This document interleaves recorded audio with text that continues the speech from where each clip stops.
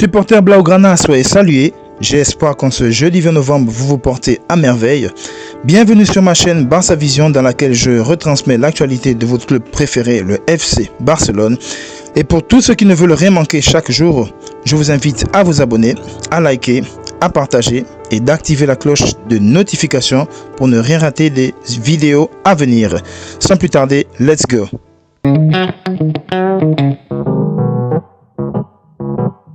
Et on commence cette vidéo par un récapitulatif de la trêve internationale. Je rappelle que l'Espagne de Lamine Yamal devait jouer son dernier match face à la Turquie et qui mathématiquement était déjà qualifié.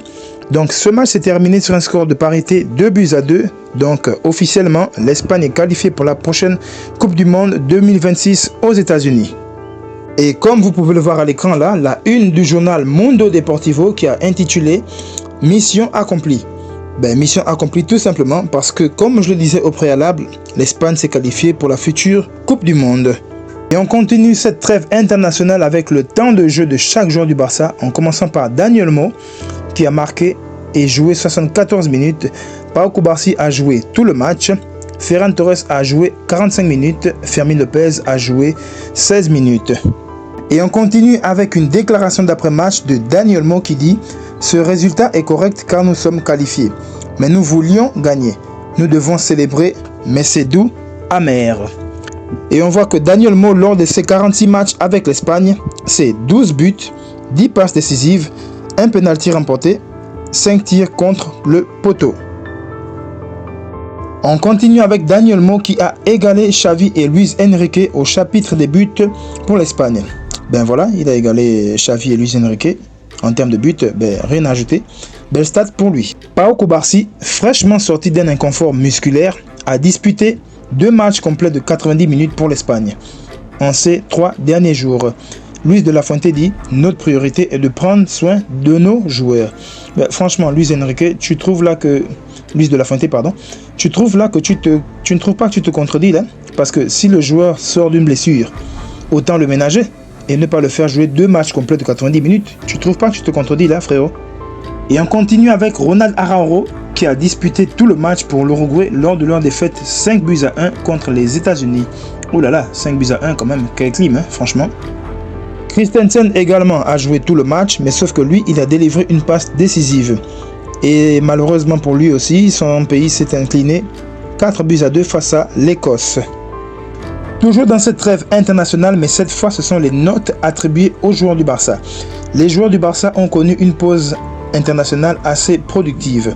Dani Olmo 7.9, De Jong 8.1, Lewandowski 8.5, Rashford 7.2, Ferran Torres 8.4 et Christensen 8.1. Et on va clôturer cette trêve internationale par les joueurs du Barça qui se sont qualifiés pour la Coupe du Monde, toutes nations confondues. Pedri, que j'ai nommé l'intelligence et la vista. Cubarsí, le défenseur prometteur. Dani Olmo, le technicien des petits espaces. Ferran Torres, le requin. Lamine Yamal, le génie surdimensionné. Fermín López, l'altruiste. Le Brésilien Rafael Diaz Belloli, alias Rafinha, que j'ai nommé le combatif. Ronald Araujo, le rugueux. Rashford, le banni de Manchester. Et l'homme d'acier, Frenkie de Jong. Ensuite, Jules Koundé, le Rastaman médusé. Et ainsi s'achève cette rubrique trêve internationale. Sans plus tarder, passons à la suivante.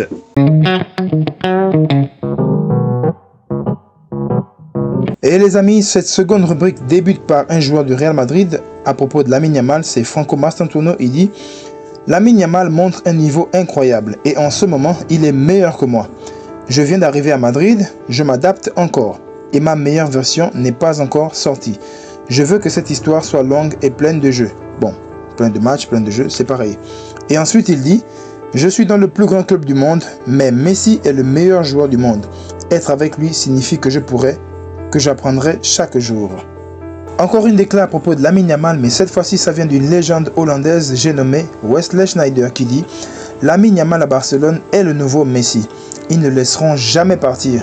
Et je suis convaincu que le gamin ne voudra jamais partir. » Bon, je suis d'accord avec lui sur un point, c'est que pour l'instant je ne crois pas que Lamine Yamal ait des envies d'ailleurs, mais pour le futur on n'en sait rien.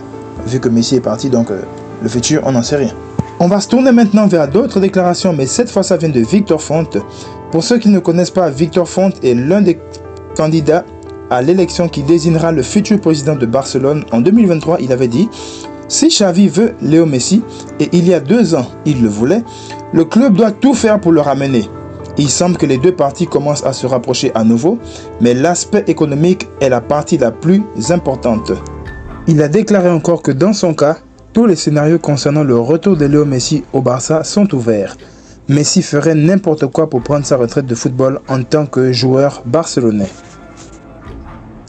Dernière déclaration de ce même Victor Font, il dit « La première chose que je ferai si je gagne les élections présidentielles barcelonaises sera d'appeler Lionel Messi. » Effectivement, lui il a raison parce que Laporta, là, lui-même il connaît les problèmes qu'il a avec Messi, mais lui, Victor Font, c'est un homme très ambitieux. Et ça, je suis très content de sa vision des choses.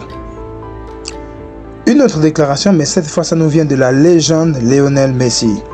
Je voulais finir ma carrière à Barcelone sans avoir à le faire dans un autre club. Malheureusement, les choses se sont passées autrement. Ça reste mon club, ma famille, ma maison. Lionel Messi, je suis tout à fait d'accord avec toi, légende. Je suis tout à fait d'accord.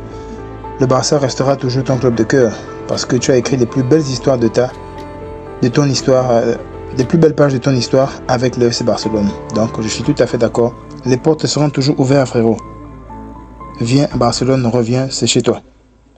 Jordi Alba a donné une interview il y a 2 jours et il lui a été posé certaines questions, dont celle-ci.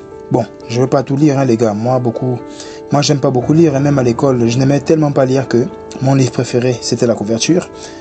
Voici l'une des questions. Pensez-vous avoir été maltraité durant vos années dans le football espagnol? Avez-vous le sentiment que votre contribution n'a pas été appréciée à sa juste valeur? Jordi Alba répond non. Je sais ce que j'ai accompli durant ma carrière et je pense que ce fut une très belle aventure, surtout grâce à beaucoup de travail. J'ai remporté de nombreux titres et statistiquement, je pense avoir été performant. Bien sûr, il y a des matchs difficiles et des bons matchs, mais dans l'ensemble, je dirais que oui. Une autre question lui a été posée, mais cette fois-ci, c'est à propos de la photo de Lionel Messi. Parce que pour ceux qui ne le savent pas, Lionel Messi, juste avant d'aller jouer son match amical face à l'Angola, a fait un tour au Spotify Camp Nou et il a fait des photos qu'il a balancées sur Instagram. Donc, du coup, voici la question qui a été posée à Jordi Alba, de savoir s'il était au courant de ça. Saviez-vous quelque chose à propos de la photo de Messi? Léo vous a-t-il dit quelque chose? Ou était-ce une coïncidence? Jordi Alba répond non. Rien, vous savez que je suis direct. Mon père m'a dit le soir que Léo était à Barcelone. Je ne savais même pas qu'il était au Spotify Camp Nou. Et il dit juste après, je ne compte pas m'introduire discrètement au Camp Nou pour prendre des photos. Nous avons tous la clé du stade, surtout ceux d'entre nous qui ont passé de nombreuses années à jouer. Je ne savais rien que Messi ait pris cette photo. Voilà, c'était quelques déclarations de Jordi Alba par rapport à sa carrière et au fait que Lionel Messi soit allé au Camp Nou sans avertir à tout le monde, à qui que ce soit. Les amis, comme vous pouvez le voir à l'écran là, ça c'est le maillot que le Barça utilisera lors du prochain Classico au Spotify Camp Nou. Le maillot est porté là par la joueuse Aitana Bonmati. Pour ceux qui ne la connaissent pas, elle est 3 fois Ballon d'Or féminin. Le Ballon d'Or de l'année 2024-2025, c'est elle qui l'a encore gagné. Donc, c'est bizarre que là, avec le maillot porté par les joueurs, là, je trouve que ça ajoute un certain design. Parce que j'avais déjà présenté ça dans l'une de mes précédentes vidéos. Et j'avais donné 4 sur 10 à ce maillot parce que je trouvais que les zigzags là, en vrai, ce sont des zigzags que j'aime pas trop. Même si dans une précédente vidéo, on nous avait dit que les zigzags représentent le chemin des buts de Ronaldinho et de Samuel Eto'o. Mais tout de même, ce sont les zigzags en fait que je trouve pas bien. Donc, mais quand même porté par les joueurs, je trouve que c'est assez différent. Voilà, là on voit que c'est porté par Rashford là. Et ici c'est Alejandro Balde. Finalement, c'est pas si moche. Donc, dites-moi dans les commentaires ce que vous pensez de ce maillot, les gars. Chacun son opinion, hein, les gars. Ce n'est que mon humble avis. Et on va clôturer cette rubrique par-ci par-là par une déclaration de la légende Ronaldinho R10 qui dit « Aujourd'hui marque les 20 ans depuis ce match spécial et inoubliable pour moi. Je pense ce moment avec beaucoup d'amour et je n'aurais jamais imaginé être applaudi dans le stade Santiago Bernabéu. » Ben Ronaldinho, tu peux être sûr que même nous les Barcelonais, on n'aurait jamais imaginé ça. Hein. Donc ça fait 20 ans. Quand il dit ça fait 20 ans, en fait c'était il y a 2 jours la publication. Donc Bravo Ronaldinho pour ce que tu as accompli dans le football. Bravo à toi. Et c'est ainsi que s'achève cette rubrique par-ci par-là et on va tout de suite dans la suivante.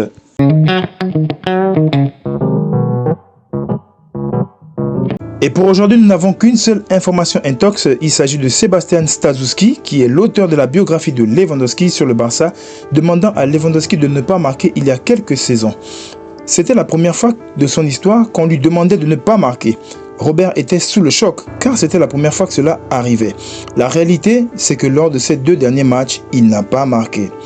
Alors là, les gars, je vous dis, je suis tellement surpris, mais en même temps, pas si surpris que ça, parce qu'il y a quand même, les gars, on a suivi les matchs, il y a quand même des actions où Lewandowski, tu te dis, mais comment un attaquant comme lui de classe mondiale peut rater un tel but, les gars? Je ne sais pas ce que vous en pensez, dites-moi ce que vous en pensez, les gars, par rapport à ça, mais pour moi, il y a quand même un tout petit peu de vérité là-dedans. Et voilà même que DBR8 nous dit, j'ai du mal à croire que quelqu'un de Barcelone ait demandé à Lewandowski de ne pas marquer de but, je n'y crois pas. Dites-moi, les gars, ce que vous en pensez dans les commentaires, parce que moi, je vous ai donné mon avis. Et concernant les rumeurs de transfert, nous n'avons que 2 informations concernant Ansu Fati, dont l'une nous dit de 6 buts en 5 matchs au banc.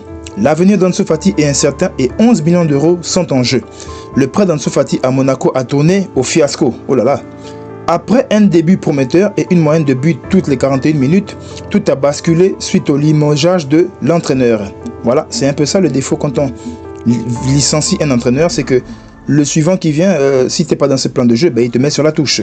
Je ne sais pas ce que vous en pensez. Pour moi, c'est assez triste pour Ansu Fati. Parce que j'ai vu ces quelques matchs. J'ai suivi 3 de ces matchs et son rendu était bon. Son rendu était bon. Dites-moi les gars ce que vous en pensez dans les commentaires. Et je lirai tout ça. Et la deuxième info nous dit que le Barça pourrait rompre le transfert d'Ansu Fati cet hiver parce que le club n'est pas satisfait de son temps de jeu à Monaco. Voilà, comme je le disais, c'est assez triste pour lui. Parce qu'à Monaco, quand même, son rendu était assez excellent et il commençait à retrouver des couleurs. Dites-moi les gars ce que vous en pensez de la situation d'Ansu Fati dans les commentaires. Voilà qui clôture cette rubrique Intox et rumeurs de transfert. Sans plus tarder, passons à la dernière rubrique que j'ai nommée Bonne Nouvelle.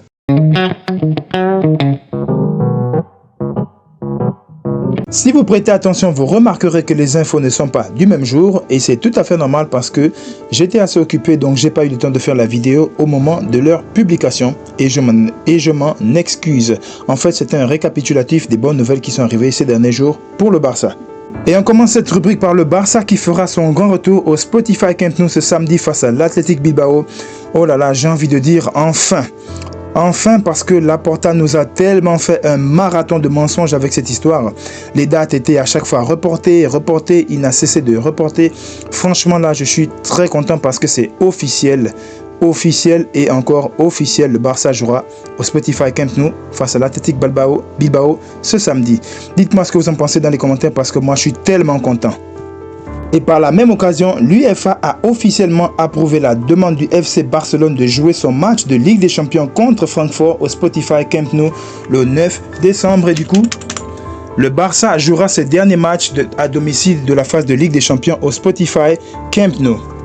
Et juste après, Mundo Deportivo nous dit que l'objectif de Barcelone est désormais d'obtenir la licence pour jouer au Spotify Camp Nou avec une capacité de 62 000 spectateurs. Après le match contre Osasuna le 13 décembre, le club disposerait d'environ un mois pour tout préparer avant le prochain match. Et on nous dit ici, le saviez-vous que lorsque le Spotify Camp Nou sera entièrement terminé, il aura une capacité de 105 000 places, la plus grande capacité d'Europe. Oh là là, j'ai que les larmes aux yeux quand je vois ça. Petite info concernant le retour au Camp Nou après 2 ans et demi. Lors de leur dernier match dans ce stade, Ansu Fati avait planté un doublé, Dembélé avait délivré une passe décisive, Gavi était buteur et passeur, Jordi Alba et Busquets avaient fait leurs adieux sous une immense ovation. Petite déclaration de celui qui est pour moi le directeur sportif le plus nonchalant, j'ai nommé Deco. L'avenir est là, on rentre chez nous au Spotify Camp Nou. C'est une grande fierté de voir comment notre maison se transforme pour embrasser les prochains chapitres de l'histoire du FC Barcelone. Visca el Barça, més que un club. La vice-présidente du FC Barcelone, Elena Fort, à propos du match de samedi, a déclaré « Tous les préparatifs pour samedi seront une surprise. Nous ne les connaissons pas. Quelqu'un travaille là-dessus. » Elle déclare ensuite que notre intention est d'obtenir la licence 1C début 2026 et de pouvoir entièrement ouvrir les premiers et deuxièmes gradins du Spotify Camp Nou.